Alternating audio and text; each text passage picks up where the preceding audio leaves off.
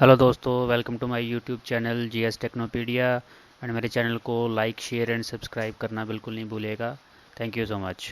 Hello दोस्तों, हमारी आज की जो वीडियो है वो है comments, input and casting in Python, और ये हमारा सीरीज़ में चैप्टर नंबर 5 है। सबसे पहले देखते हैं कि पाइथन कमेंट्स क्या होते हैं। तो पाइथन में कमेंट्स जो होते हैं वो पाइथन के कोड को एक्सप्लेन करने के लिए यूज़ किए जाते हैं। इससे आपका जो कोड होता है वो ज़्यादा रीडेबल बन जाता है, ताकि आप उसको अच्छे से समझ सको। मान लीजिए अगर मैंने कोडिंग की है, अगर मैं अपने कोड में कमेंट्स भी डालता हूँ साथ में, तो आपको बाद में उस कोड को पढ़ने में आसानी रहेगी। और कमेंट ज़रूरी नहीं कि हमें सिर्फ एक्सप्लेन करने के लिए ही डाले जाते हैं।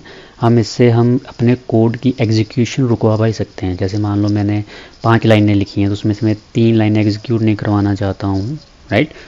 उनको कमेंट्स में डाल के क्या कर सकता हूँ, उस एग्जीक्यूशन ऑफ कोड को रोक सकता हूँ। कमेंट स्टार्ट करने के लिए आपको स्टार्टिंग में उस लाइन के स्टार्टिंग में हैश डालना है, जिससे पाइथन उस लाइन को इग्नोर कर देता है। और जैसे कि मैं बता चुका हूँ कि कमेंट में सिर्फ आप टेक्स्ट नहीं डालते हैं, आप बेसिकली कोई कोड भी इस कमेंट सेक्शन में प्रिवेंट करवा सकते हैं। यानी कि अगर मैं किसी लाइन के आगे हैश डाल देता हूँ तो वो जो लाइन है वो उस पाइथन कोड में नहीं रन होगी, यानी कि पाइथन उसको इग्नोर करेगा। चलिए इसको हम आइडल पे जाके देखते हैं। तो इसके लिए मैं सबसे पहले एक फ़ाइल ले लेता हूँ।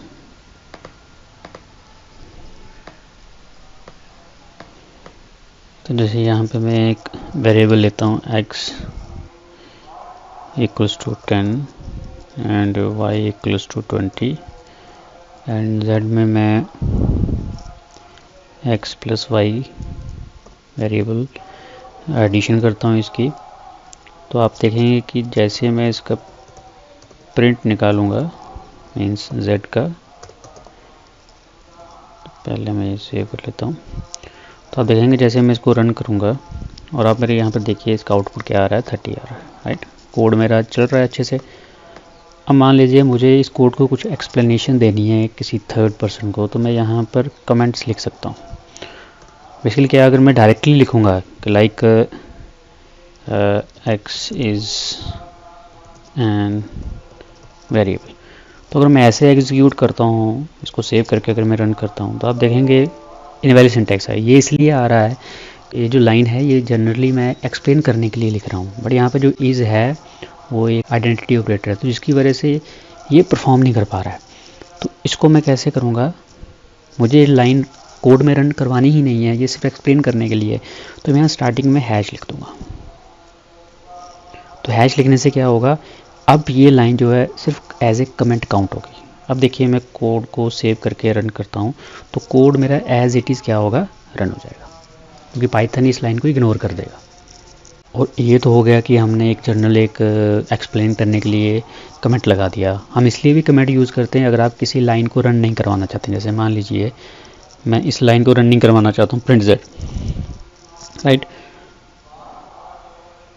तो मैं यहाँ पर इस लाइन को प्रिंट करवाना चाहता हूँ जो कि प्रिंट एक्स है, राइट। क्योंकि अगर ऐसे आप कोड देखो कैसे रन होगा, तो यहाँ दो प्रिंट आएंगे। देखिए पहले प्रिंट z हुआ 30 और फिर प्रिंट x हुआ यानी कि 10। अब मान लो मैं ये प्रिंट x नहीं करवाना चाहता हूँ एग्जीक्यूट, तो मैं जनरली इसके आगे हैश डाल दूंगा, और जब मैं इसको सेव करके रन करता हूँ आप देखेंगे सिर्फ मेरा एक सिंगल कोड ही रन होगा। तो यानी कि यहाँ कमेंट हम एक्सप्लेन करने के लिए भी यूज़ करते हैं, प्लस कोड को पाइथन ना रन करे इसलिए भी हम यूज़ करते हैं, राइट। चलिए आगे चलते हैं। नेक्स्ट हमारा आता है मल्टी लाइन कमेंट।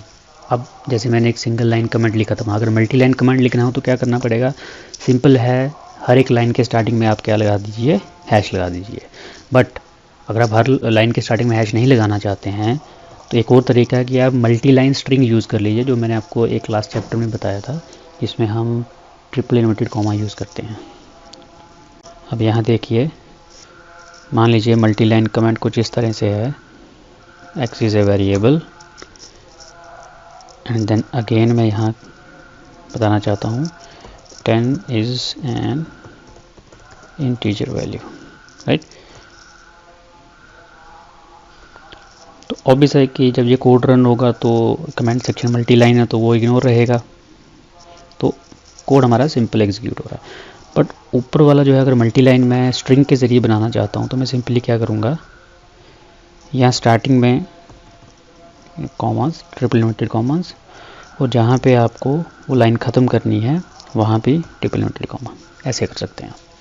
तो इससे क्या होगा, मल्टी लाइन भी हो गया है, हर लाइन की स्टार्टिंग में हैश डालने की ज़रूरत नहीं है, स्टार्टिंग और एंडिंग में आप ट्रिपल इन्वर्टेड कॉमा यूज़ कर सकते हैं, राइट। तो अगर आपको 10, 15, 20 लाइनें हैं तो हर लाइन के आगे आप अगर हैश डालोगे तो वो टाइम वेस्ट ही हो रहा है।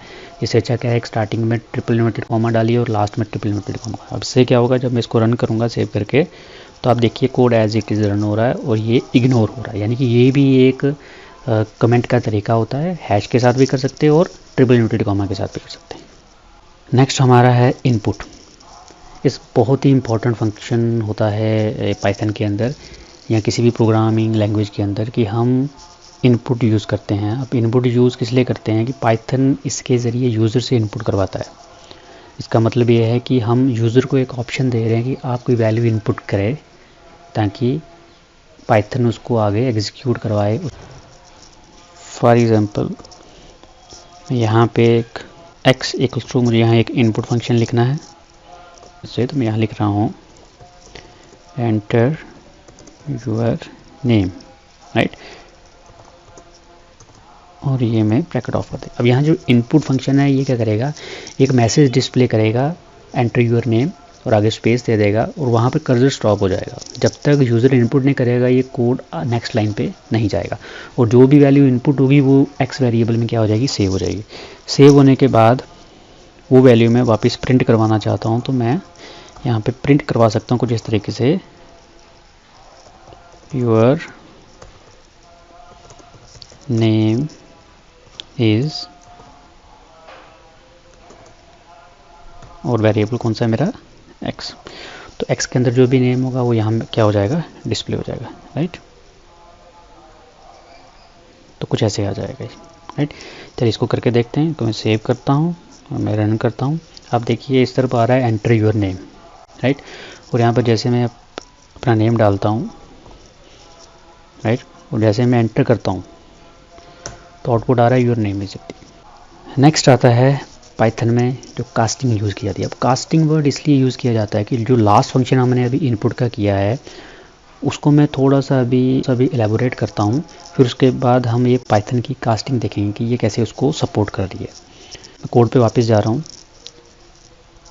यहाँ पे फॉर एग्जांपल मैं 2 नंबर इनपुट करवाना चाहता हूँ, तो मैंने यहाँ पे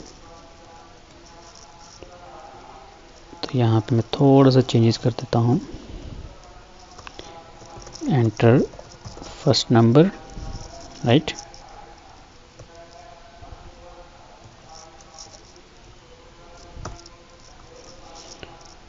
एंड देन यहाँ एंटर सेकंड नंबर।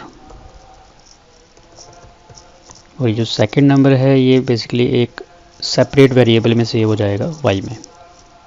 अब यहाँ मैं बैकएंड में एडिशन करवाऊँगा तो मैं z में x और y की वैल्यू सेव कर देता हूँ और लास्ट में प्रिंट आएगा योर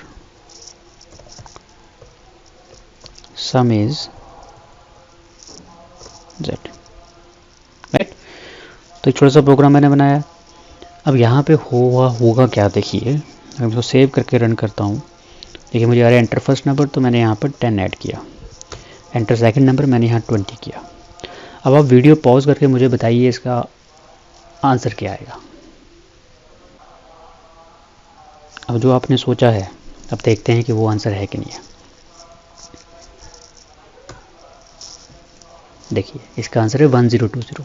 अब यहाँ हुआ क्या है, इनपुट में जब भी हम, क्योंकि यहाँ हमें इंटीजर चाहिए, बट इनपुट में जब भी हम कोई चीज़ एंटर करते हैं वो हमेशा स्ट्रिंग में जाती है, यानी कि वो स्ट्रिंग बन जाती है ऑटोमेटिकली। अब एंटर फर्स्ट नंबर, तो जो भी मैंने नंबर डाला वो ऑटोमेटिकली क्या बन गया, स्ट्रिंग बन गया। इसको मैं चेक भी कर सकता हूँ। आप यहाँ फंक्शन में चले जाइए, यहाँ पर मैं टाइप यूज़ करता हूँ, प्रिंट टाइप, ठीक है।